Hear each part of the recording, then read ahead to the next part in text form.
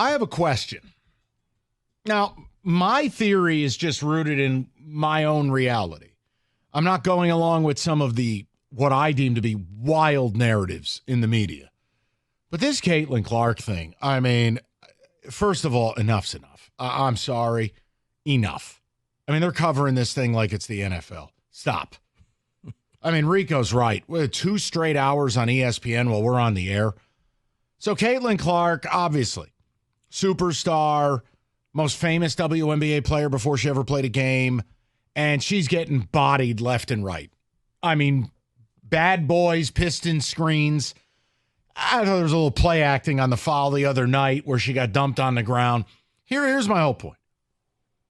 Why do fellow WNBA players hate her?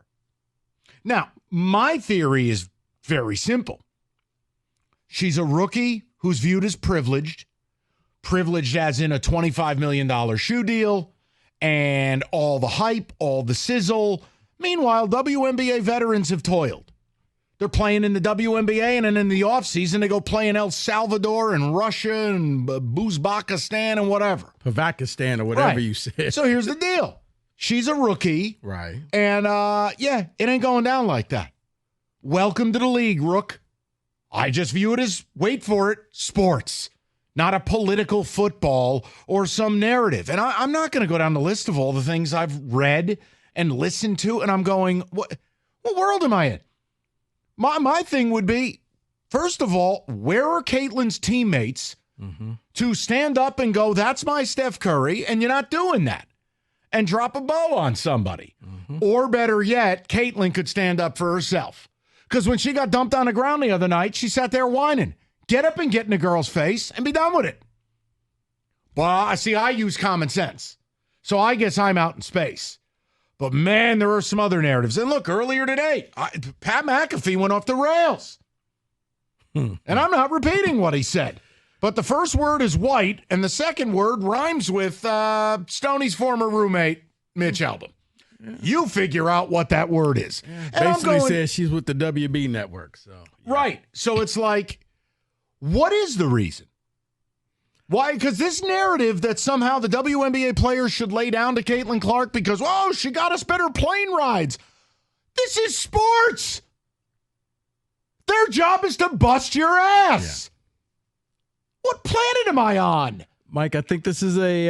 How disrespectful, how unappreciative to Caitlin. No. What? Where's Caitlin's coach? Where's her teammates? And better yet, have Caitlin haul off and deck somebody. Stand up for yourself.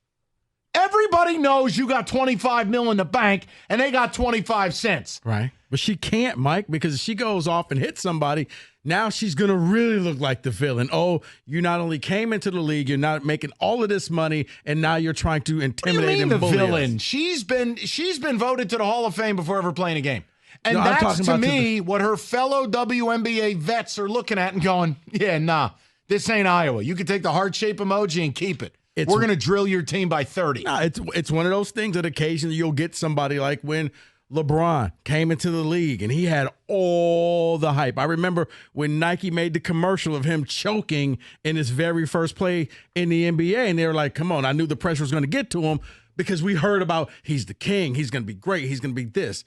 For her, she's coming into the league.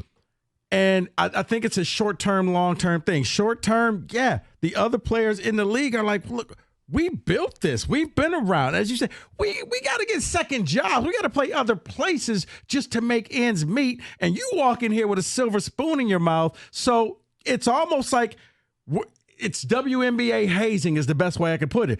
Rookie, you're going to earn your chops. You're going to earn your respect. Okay, everybody gave it to you, but you're going to come into this league. You're going to show me but that you can handle all of this. We're going to make your life a living hell from day one. We're going to guard you up and down the court. Yes, you're going to take elbows. So you're going to take unnecessary fouls. Why is there a media narrative that the players should protect her? That the rest of the league shouldn't compete and go after her? She's the number one pick in the draft. Bryce Young, what do you think happened to the first time Bryce Young got hit by an NFL vet who's on his fourth team in 6 years? Unholy disrespect. Right. I view it as sports. But now the long terms to this is if she keeps gathering this attention, she's going to elevate the league. Very similar to how she hasn't won anything. Just bear with me on that. But like when Tiger Woods came into golf, and then all of a sudden he was there and people were like, oh, well, people are only watching the golf games because Tiger was competitive and playing on Sundays and wearing the red shirt. And then you had a lot of fringe people who all of a sudden really took up golf. Why? Not because of the league, because of a person. And that's where she kind of is right now, where, yeah, she's that shining light, that beacon that everybody is just kind of drawn to. So, yeah, over time, I think she's going to elevate the league. But short term, she's got to come in here and you know what? She's going to get no help, and she's got to understand that, and she's got to challenge her teammates and say, guys, I'm tired of this. Are you my teammates or not? I'm tired of getting hit. I'm tired of getting knocked down. Will somebody have my back on this team? Maybe they don't want to have her back. I don't know. I'm just speculating. Maybe they don't, okay? There are players here. You all already said it. But she got the Indiana Fever 38 of their 40 games on national TV. For what? Has she proven anything yet? No. And I think that's what the players in the league are trying to force her to do. Prove it to me. Are you who they say you are? Because all I hear in the media is she's this, she's that, she's great. Look at what she's done for us. And they hear it every day. Somebody like Marcus Davenport, you all talked about a player that's been for whatever, how many teams. You don't think he has a Chicago Bears game circled to go get Caleb Williams because he's a rookie? Sure does, because he wants to make a name for himself. Prove it to me, Caleb. David, same here. Prove it to us, Caitlin. David, you don't even have to go that far. Trevor Lawrence. Remember when Trevor Lawrence came into the league? Trevor Lawrence is going to revolutionize the game. He was the future of the NFL. He is still struggling, okay? He's not that guy that we all thought he was going to be. Based off of potential, maybe, but when you get all the hype coming in, that there is going to be people who are not going to like that. But I'm sick of the narrative. And I know I've been watching the WNBA for a very long time. And I know the average person won't remember this or won't know this. But when Candace Parker was a rookie, everyone went after her. Yeah. She was seen at Tennessee as this great player. She came into the WNBA as the same thing. Well, see, they went after her. And that is the one thing that I'm hearing like, oh, well, they're going after her because she's white. No, they're going after her because she's a rookie and she garners a lot of attention. Because last time I checked, some of the Hall of Famers in the WNBA, the Sue Birds they're white. Okay, so it's not like, oh, this white girl. No, it's not that. She's new, attention, and I got to eat too. So you're not going to come in here and just drop 50 on me like you did at Iowa. I'm going to show you what life is like in the WNBA. I'm here to make your job hard. The level of talent has gone up since college. So I think for some people, they thought she was just going to walk in there and score 60 points a game, and they're a little disappointed because the other teams are actually fighting back. This isn't the Globetrotters and Washington Generals. Look, the reality, too, this is kind of like a repeat of Pistol Pete. Yeah. There was major resentment when Pete Maravich entered the league. He was paid 10 times as much as everybody else. He was viewed as a bit of a circus act. I mean, Caitlin Clark shooting from the logo, that's cute at Iowa. You're not going to walk in this league and do that.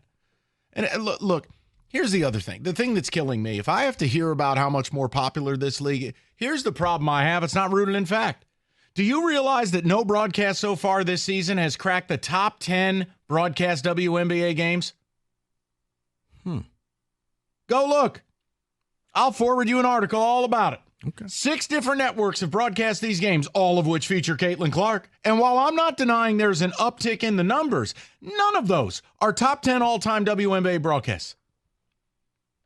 I mean, the narrative on this stuff. Look, I have said this.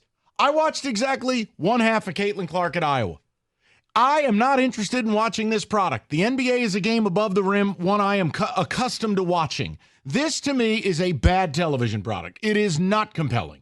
It is not entertaining. And it is played exclusively below the rim. I'm not interested. It is impossible. So when I see these highlights, you know what's interesting? Her getting body checked. And what's the response? Her running into a brick wall screen and no teammate picking her up. That's the drama. The actual games, no shot. Yeah, I don't think you're going to get her. It's never going to Almost be as like bad it as was. the Edmonton game last night, Kenny. It's not going to be like Larry Bird and Bill Laimbeer when they just kept fighting each other the entire game. That's not her game. I would like to know 2 points. A, have you watched any of this? And B, why? Why is it going down this way for Caitlin Clark? If you don't like our theory, I would love to hear yours. 248-539-9797. Rico, take him to church.